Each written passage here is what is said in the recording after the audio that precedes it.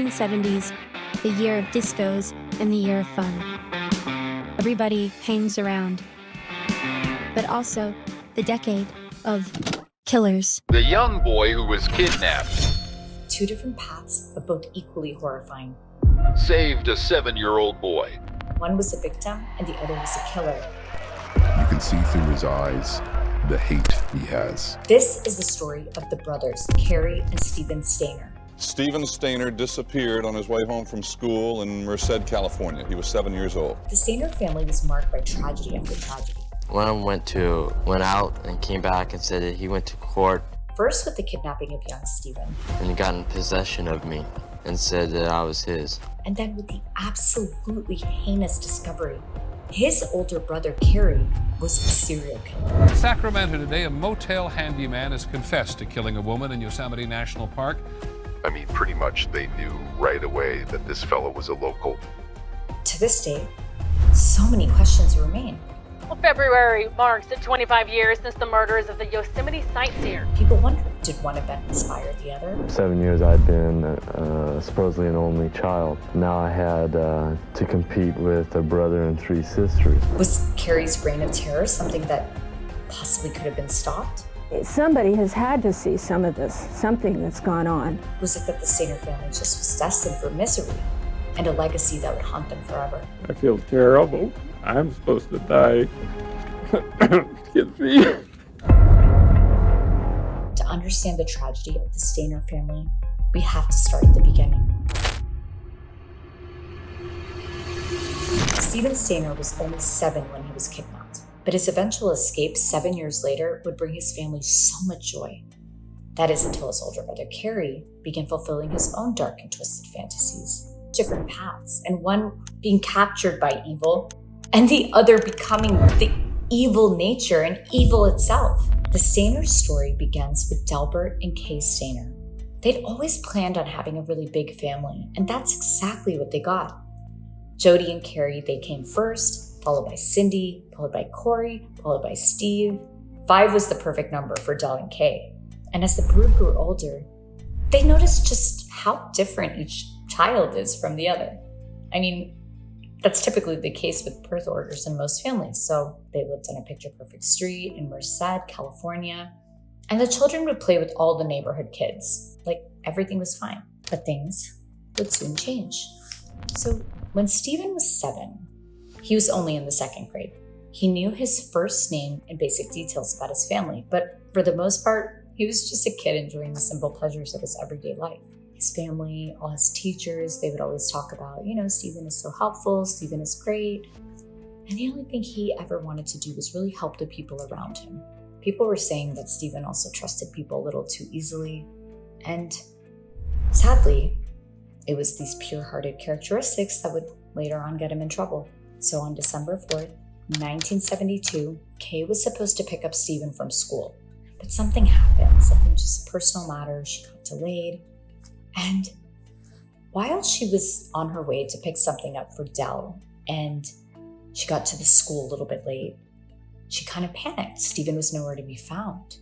So Kay didn't get too hyped, but she went home. She's like, let's see what happens. And he wasn't there. And then hours passed and they began getting a little more worried.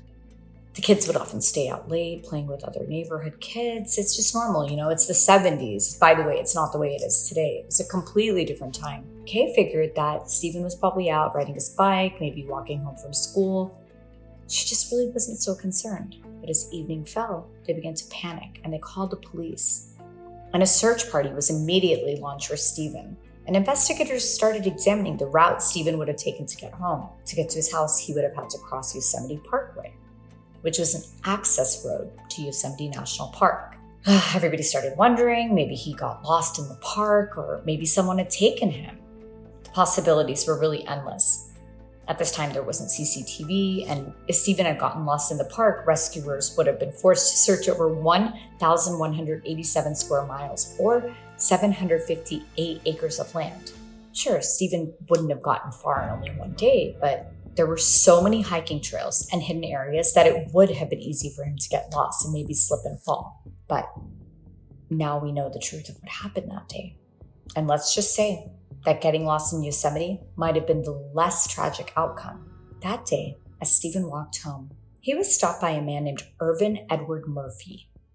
They were only a few blocks away from Stephen's house, and when Irvin asked him if his mother wanted to donate some items to the church, and Stephen said that yes, she probably would, this triggered something in Irvin. He offered him a ride home. He said, "Hey, Stephen, I'll talk to your mother when I drop you off." Irvin then introduced him to someone he called Reverend Parnell, who was waiting nearby in a white Buick. He said, "Come on, I'll drop you home." Irvin and Parnell knew each other quite well, and they'd become acquainted as coworkers at a resort in Yosemite National Park. Irvin had been told by Parnell that he needed help getting a young boy because he wanted to raise him in a religious type deal.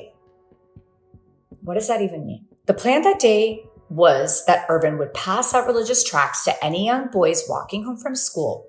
And it seems weird that Irvin would so willingly help Parnell out with his scheme. But Irvin was actually naive, and some had even described him as very simple-minded. The truth is, he probably did believe that Parnell was only trying to help a kid find God. Irvin and Parnell told Stephen to get into the Buick, and trusting his two new friends, he did. After all, he was, helpful little Stephen. He just wanted to help. So the trio drove through the neighborhood, but when they got to Stephen's street, Parnell drove past it, telling Stephen that he'd call the boy's parents and ask if he could stay the night. Instead, Parnell drove Stephen to his cabin in Cathy's Valley. That night, again, by the way, remember, Stephen is 7. That night at the cabin, Parnell molested Stephen, 7-year-old Stephen, for the first time. The next day, he told Stephen that he would call his parents to ask if he could stay another night. But the days continued to pass, and eventually Parnell left Stephen in the cabin and then would come back after a few hours. This makes me physically ill just even talking about it. He told the little boy that his parents had given up on him and that he was now Stephen's legal guardian. To make the story more believable, Parnell also told Stephen that his parents no longer wanted him and that they couldn't afford to provide for so many children. Remember, they had 5 children. Stephen, who had heard his parents before this all happened, talking about financial troubles, this poor kid believed his captor. And days passed, and on the 13th day of Stephen's captivity, on December 17th, Kenneth Parnell, he began to rape him. Back in Merced, the Stayner family was posting as many missing person files as they could. They were calling schools, radio stations, and just about anybody who could get the word out. They were distraught, and no one had any information. Stephen had vanished into thin air. I can't even imagine what the parents were going through at this time. At the cabin a week after his abduction, Stephen began to refer to Parnell as Dad. Parnell had also given this poor little boy a new name, Dennis. Dennis Gregory Parnell. Parnell finally had what he wanted. He wanted a little boy to mold, to control, and to abuse. At first, he was strict with Stephen, but then as the boy seemed to conform to his wishes, he started letting a little bit loose. He trusted Stephen. And once Stephen even got outside unsupervised, he made it onto the road, but had no idea where he was or how to get help. After all, he was, again, reiterating, 7 years old. So he turns around, he goes back to the cabin. He tried to get help, but in a cruel twist of fate, he was being held only a few hundred feet from his actual grandfather's home. He was in reach of help the whole time, but he just never knew it. Parnell began to pass off Dennis as his son, and the pair moved from place to place, each area more remote than the last. And by the time Stephen reached the age where he would need to attend elementary school, they had actually settled in Comchi, 260 miles from Merced. At first, Stephen was painfully shy, but gradually he began coming out of his shell and he made friends at school. He even landed himself a girlfriend. It really sounds absurd that a kidnapped boy would be freely sent to school by his captor. But remember, Parnell was a master manipulator. He chose the areas that were remote, where people probably didn't even know about Stephen's disappearance in Merced. In Comch, Parnell allowed Stephen to come and go as he pleased, and also allowed him to start drinking, smoking, and driving his car. By now, more than 5 years had passed since his kidnapping, and he had been brainwashed day in and day out by Parnell. Stephen's memories of his life before would have been faded, so yes, he did have more freedom. But it was freedom framed by a cage of lies. Although to the outside world, Parnell seemed like a straight-edge father, there was something mysterious about him. And the neighbors, they felt that. There was some intuition that they felt in their gut, and they kept their distance. So Stephen's friends were never allowed over to his home. So Stephen would always meet them at the end of the drive or wherever they were hanging out. His friends just figured his dad was really strict, and they never really suspected that Stephen was probably hiding something. So after a while, Stephen adapted to this life, and he probably just didn't have capacity to think of anything outside of it. Parnell had convinced him that his parents didn't want him. For years, Stephen believed this lie, and what else could he do? Again, he accepted his new life. This was his normal. Obviously, Stephen had thought many times about running away, but when you're so young, the manipulation is so severe that he just couldn't. He can't give into his fear. Parnell's brainwashing didn't end with Stephen's parents not wanting him. He made Stephen afraid of him. There was abuse involved. And to give Stephen this freedom to let him play with his friends, saying, see, this isn't so bad. You have some freedom. This is great. And he even got Stephen a dog. The dog's name was Queenie. I mean, Stephen was like, okay, this isn't too bad. This was all he knew. And if he left, he wasn't really sure what he would go back to. So he stayed. So Cary Stayner, Stephen's mother, the fight was far from over. For 2 or 3 years, she refused to leave the house unless someone was there to answer the phone in case Stephen called. And theories began to swirl as the years passed on. Kay and Dell heard rumors that Stephen had been killed or dumped into a sewer. Another man falsely confessed to killing and burying Stephen. But after investigating, police concluded that this was just a false confession. The family was paralyzed after Stephen's disappearance, stuck in a state of waiting. And for Stephen's siblings, they just struggled. They struggled in his absence. They had no idea how to deal with the family's new state of grief. I mean, who would? Out of all the children, Cary would have had the strongest understanding of what was going on with his family. Cary was a preteen when Stephen went missing. Overnight, everything changed for him too. When Stephen disappeared, his father, as he knew him, turned into a stranger who would frequently lash out at Cary. It was like the wrong son had been taken. That's how he felt. Kay was more stoic, strong, and determined to hold things together. But Dell fell apart. Every aspect of life was affected. If the family was driving around and Dell saw something suspicious in the backseat of the car, he would follow it. He would drive through the countryside, investigating any piece of freshly dug up ground. He was a parent, and he was in distress. Despite all the signs that Stephen was gone for good, both Kay and Dell, they held on to hope. And although this was great, this also broke them, but it also kept them going. And as Stephen grew older, the rape he endured continued. It wouldn't be long before Parnell would move him again to prevent Stephen from telling his friends about it. The more bonds that Stephen formed, the closer he got to others, the more risk Parnell was. He and Stephen moved to Point Arena in 1979 or 1980. And this was around when Stephen was 13 years old, and he was enrolled in the local high school. Once again, Parnell had chosen a small, remote place to hide out where nobody knew about Stephen's disappearance. In Point Arena, Stephen was secluded. He was stuck inside one room. It was a cabin, and he was with his captor. Now Stephen was entering puberty, and Parnell began looking for younger boys to kidnap. At first, he tried to get Stephen to help him, but all of these abduction attempts, they would fail. Secretly sabotaged by Stephen, Parnell soon realized he would not make an accomplice out of Stephen, so he outsourced it. On February 14th, 1980, Parnell managed to convince one of Stephen's teenage friends, Randall Sean Poorman, to kidnap 5-year-old Timothy White and Ukiah in exchange for cash and drugs.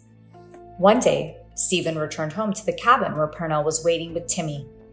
All he said to Stephen was that Timmy was his new brother. Stephen knew what would happen if he stayed quiet, and he wasn't willing to watch a child suffer so bad the way that he did. So on March 1st, while Parnell was away at his night security job, Stephen hatched a plan. He would return Timmy to his family. He and the little boy left the house and began this journey to Ukiah, roughly 30 miles away.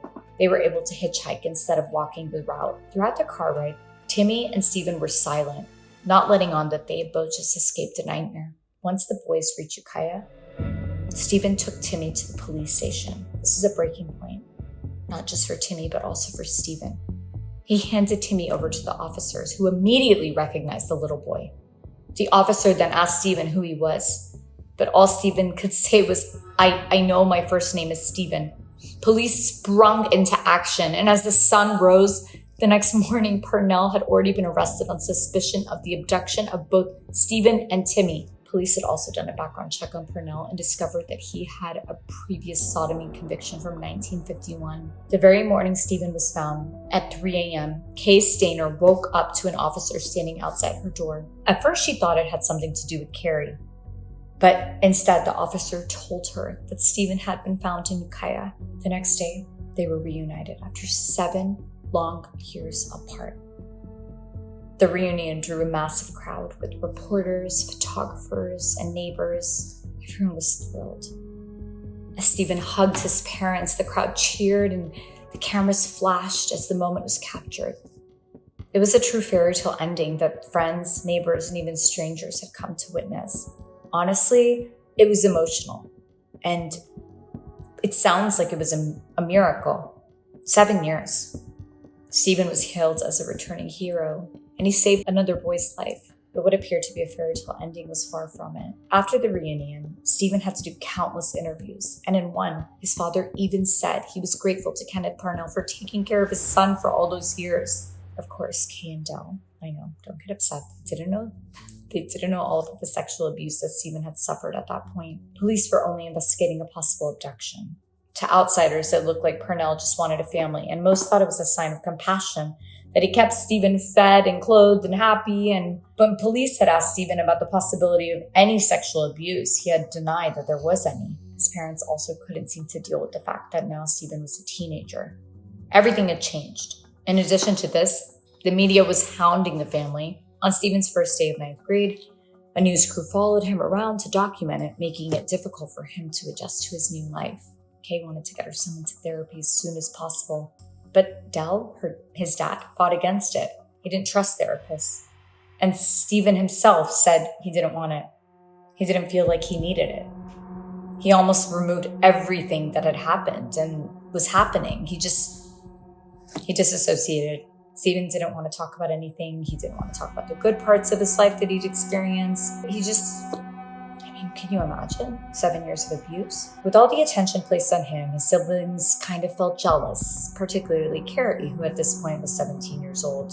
Cary really was one of those kids. He felt neglected, and he felt that the media had really blown things out of proportion. To him, Stephen was no hero. He was just an ordinary kid. Anyone would have done the same thing in his position. As publicity kept ramping up, Purnell and Murphy faced the consequences of their actions. But first, the courts had to determine whether there was any wrongdoing. In interviews, Stephen and Timmy had said that Purnell didn't hurt them. So what was the motive behind it all, if not for abuse? Stephen certainly didn't want to talk about it. So Purnell was painted as a man who just wanted children. Stephen wouldn't be able to deny the truth for much longer. How could he? Polaroid photos of a nude 7-year-old Stephen were found in Purnell's cabin. Now the interrogations would have to begin. Police called Stephen in to talk, and he had to admit what had happened. For 7 years, this poor boy had been systematically raped again and again. More charges were filed against Purnell, such as lewd acts against a child. And the worst part for Stephen was that everyone would know what had happened. There was shame involved. There was shame attached to what Purnell had done to him, and he wanted to hide this for as long as possible, as do many victims of sexual abuse. There was no way of escaping it. On June 8, 1981, a judge imposed the maximum sentence on Purnell for Timmy's kidnapping, 7 years. Purnell sat quietly in court, just listening. In December, he would be back in court for the crimes against Stephen. Stephen was the key witness and would have to come face to face with Purnell once again. He didn't want to testify, but he had no choice. On the stand, he showed no emotion, as he confirmed that, yes, Purnell had raped him and forced him to perform sexual acts for his crimes. Purnell was sentenced to, you're not going to believe this, 84 months in jail. But he was only required to serve a third of 20 months. It was, slap on the wrist. Now, a sentence like that, it just seems ridiculous. But back then it wasn't. When Stephen heard the sentencing results, he walked out of the courtroom, whether it was in disbelief or anger or relief that it was all over. I just will never know. Murphy's part as Purnell's accomplice was sentenced to 5 years in prison and was paroled after 2 years. After the trial, things would get tough for Stephen. He would be cornered at school. He would be asked personal questions. Other kids would call him slurs. You know how kids are. They were abusing him, relating to his sexuality or bullying him. Nothing was done about it. The principals thought it was just kids being kids. No one seemed to think that any of this happening was to be taken seriously, and Stephen just had to cope. This poor guy began drinking heavily, he started abusing drugs. His life was totally in chaos. He was going for girl after girl after girl, dating everyone, and then he met someone named Jody, and things started getting serious. So serious that he actually eventually married her. The pair had met through a mutual friend while Stephen was working at a butcher shop, and Jody, she liked Stephen. She thought he was grounded despite what he had gone through. He had an interesting story. He was 19, she was 16, and at the time when they got together, the chaos had stopped. Jody later fell pregnant with their daughter, Ashley, in 1985. And yeah, they got married. Jody fell pregnant again with son Stephen Jr. Stephen was a good father. He doted on his children. He was a pretty natural family man. It really just came easy to him. Things gradually got better. Stephen started going to law enforcement classes. He had goals. He even played the part of an officer in the NBC TV series, I Know My First Name is Stephen. The series was released in May 1989, and 40 million viewers turned in to watch. This generated more attention for Stephen, and the renewed interest led to more interviews. But this time around, it was more cathartic for Stephen to tell his story. He could work through it. He could process it. The miniseries was actually nominated for 4 Emmy Awards, but Stephen would never get the chance to see it if he won any. He passed away the night before the Emmys in a hit-and-run accident on his way home from work. A car ran a stop sign and crashed into his motorbike, and Stephen died on the scene. His family was traumatized all over again. The storybook ending, it was over. It was a soul-crushing resolution, and the horrors, they were only just beginning for the Stayners. Just when you thought it couldn't get any worse, it gets worse. So after Stephen's death, the Stayner family, they don't think it can, anything could be worse than the kidnapping and then sudden death of Stephen Stayner. But they were wrong. Stephen's brother, he has a story that's much bigger than Stephen's. Let's go back in time and now focus on Cary. At the age of 7, little Cary Stayner began having really strange fantasies. And of course, he never told anyone about them. Not until much, much later. Even at such a young age, he would imagine what it would be like to abduct and murder women. And when he went with his parents to the grocery store, he would stare at all the women. Working at the counters, he would plot in his mind what it would be like to tie them up, maybe to torture them. And as he grew older, his sexual deviancies, they only got worse and increased. One time when Cary was 16 years old, a friend of his sister's came to stay at the house. This is when Cary decided to expose himself to her. It's not clear if Dell and Kay knew about this, and if they did, they certainly did not do too much about it. Things got worse for Cary after he graduated. He eventually got a job as a window installer at a glass factory, and while working there, he began developing a fantasy about ramming a truck into the building, killing everyone, and setting the place on fire. In 1990, after Stephen's death, Cary had been staying with his uncle Jesse, and until Jesse was found dead in the home. At the time, it was believed that a drifter had killed him. No one even suspected Cary. In 1991, a year later, Cary tried to gas himself to death with carbon monoxide. It was very obvious that he had demons that he'd carried with him since childhood. And clearly the demons were winning. In 1995, he was asked to go to a mental institution. He had a breakdown, but he was released because he was on treatment and it was working. In 1997, he was hired as a handyman at the Cedar Lodge Motel. That set the stage for the real rampage. Cary was renting a room above the diner. His coworkers thought he was a trustworthy guy. He was always keeping to himself. He seemed to love isolation. He was a homebody. He was known for being a bit strange, developing a love for hiking in the woods, smoking, sunbathing in the nude. Kind of quirky. He also had this weird obsession with Bigfoot. Maybe it was the idea of a living monster that Cary identified with, because he couldn't erase his demons, so he projected them into this fictional entity. It was in February 1999, after Cary had worked at the Cedar Lodge for a couple of years, that 42-year-old Carol Yvonne Sund, her 15-year-old daughter Juliana, and a 16-year-old Argentine exchange student named Silvina Peloso disappeared after checking into the motel. The motel was just outside the Highway 140 entrance to Yosemite National Park. At first, people figured the trio had gone sightseeing and were simply lost somewhere in the park. But in March, the worst would be confirmed when law enforcement found a burnt Pontiac rental in the park. Inside the trunk were 2 burnt bodies, those of Carol Sund and Silvina Peloso. Carol had been strangled with a rope and Silvina had been raped and shot. Police then began their search for Julie, who they hoped had managed to somehow escape. It was only a week after the discovery of the 2 bodies that police received an anonymous letter. It said, "We had fun with this one," and also contained a hand-drawn map east of the park. Investigators set off to the location illustrated on the map. There they found Julie's remains. She had also been raped, and her throat had been slit. Her body was wrapped in a pink blanket that came from the Cedar Lodge. After dumping the Pontiac and the bodies, Cary had called a taxi to get a ride back to Cedar Lodge. Reportedly, the taxi driver recalled Cary and the strange demeanor he had in the back seat. Allegedly, Cary asked the driver if he believed in Bigfoot. And for a while, they talked about the fictional being at length. You see where this is going when you look at what he had done. Just dumping 3 bodies and then speaking about his fixation with Bigfoot. Bizarre. It stands to reason that Cary saw Bigfoot as some kind of weird kindred spirit. I think it's because he identified as a monster and maybe it was something misunderstood, like him.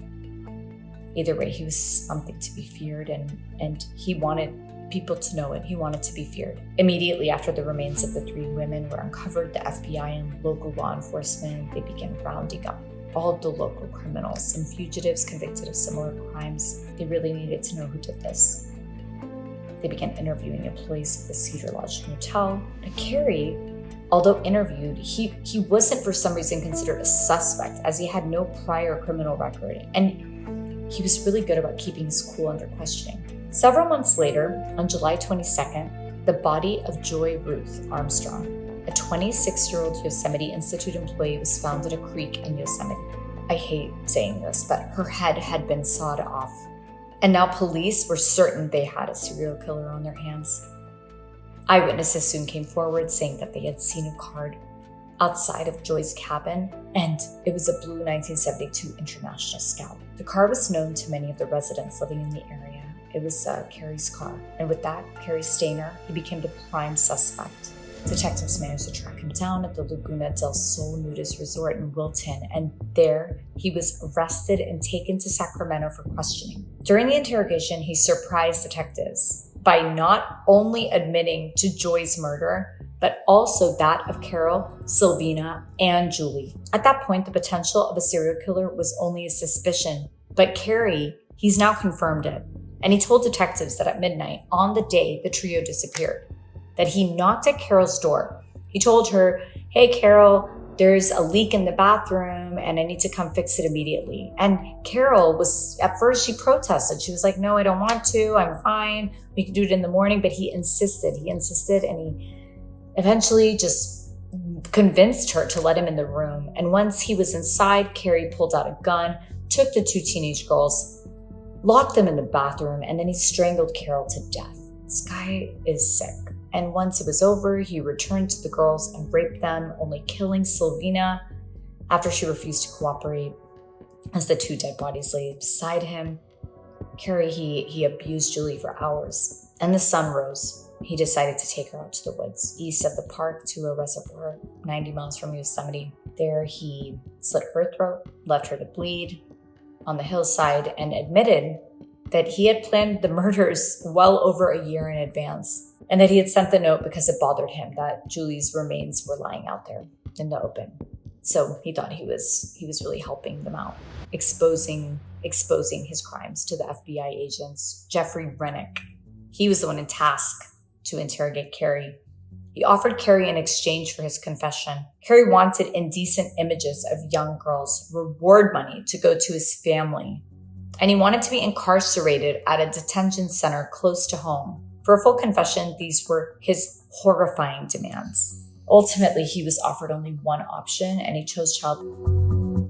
Of course, he didn't get any of his requests, and he admitted to the killings nonetheless.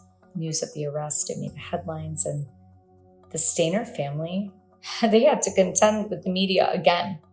It was like a huge slap in the face. I mean, had they not been through enough already? Cary Stayner, this time she refused to talk about it. And to this day, she remains silent on the subject of Cary. With the truth of the murders revealed, it seems like the family would forever be tied to the Yosemite National Park. In both Stephen and Cary's cases, that park was a prominent feature in both. So shortly after Cary was arrested, he was interviewed. No recording devices were allowed, but some notes were taken by a journalist whose name was Ted Rowlands. Allegedly, Cary said that he wanted a movie of the week. Basically, a made-for-TV movie that aired weekly on a popular broadcast channel, made about him. Just like his brother Stephen, Cary confessed to the murders and that he had sent the anonymous letter. He also admitted that if he hadn't been caught, he probably would have kept killing. What police had to figure out was why. Why was he doing this? The next step in the process was to battle it out in the court. The objective of the mitigation experts charged with overseeing Cary's case was to find a jury that didn't really know much about Stephen. They needed to humanize Cary as much as they could, and Stephen's story, it might jeopardize that. Basically, they needed to erase what people thought they knew about Cary's life and feed them this whole new story, new information about the forces that made Cary ultimately be the way he is. It really just seemed like Cary wanted to be noticed, even though he claimed that he never wanted the fame, because he just had too many things to hide, even from himself. Those who knew Cary personally described him as creative, calm, even-tempered, but they all said one thing, that he liked to do things his way. And the Stayner family said that he had been unwell, and even as a toddler, he had trichotillomania and was put on a medication. So I don't know if you guys know what that is, but trichotillomania, it's a compulsive disorder where the sufferer really pulls out their hair and they just continuously do it. It's a compulsion. It's a way of controlling stress or relieving stress almost. And it's really kind of a self-harm. And they said that he used to do this as a child, as a toddler. So there was something off about him. Even though he was calm and collected, he had something in him that was controlling. In September 2000, Cary, he pleaded guilty to the murder of Joy Armstrong. He was sentenced to life in prison without parole. And in court, he broke down in tears saying he wished he could take it back, but I can't. He couldn't. He said, I wish I could tell you I did such a thing, but I don't even know why I did it myself. For the other 3 murders, Cary pleaded not guilty because of insanity. And his lawyers argued that Cary had been sexually abused as a child by his uncle Jesse, which led him to kill as well as develop obsessive-compulsive disorder. Of course, this also raised questions about Jesse's mysterious murder. Was Cary the one who killed him? 6 mental health experts testified that Cary's brain had damage, and this could have caused the delusions. They also painted a picture of the Stayner family going back generations of being marred by deceit, sexual abuse, emotional abuse, and physical abuse. An important question that arose from all of this was just, where did Cary get the notion of sexual violence and equate it with power at an age as young as 7? What was he exposed to? Or did these thoughts just originate on their own? Ultimately, the court ruled that Cary was sane at the time of the murders, and he was convicted of 3 counts of first-degree murder with special circumstances, 1 count of kidnapping, and he was sentenced to death and has been on death row at San Quentin State Prison since 2002. The Stayner family, they have a legacy of tragedy. I don't wish this on anyone. But without anyone to give any clues as to the motivations behind Cary's actions, the only thing we have left is speculation. Stephen was a victim, Cary a perpetrator. But who created the monster? Is it Kenneth Parnell? If Stephen hadn't been abducted and Cary's demons neglected, could things have been different? Or was he always fated to commit these acts of evil? Was it the fault of Kay and Dell for not spotting it sooner? It seems unfair to cast blame on a family confronting the ultimate loss, but really, who is to blame? Perhaps Cary was always a monster in disguise, just like Bigfoot. Or perhaps he was made that way. And it's always a conundrum, and we think about this with many serial killers. No matter how hard we try to imagine the reasons, we always ask ourselves why. So here we are left with more questions than answers.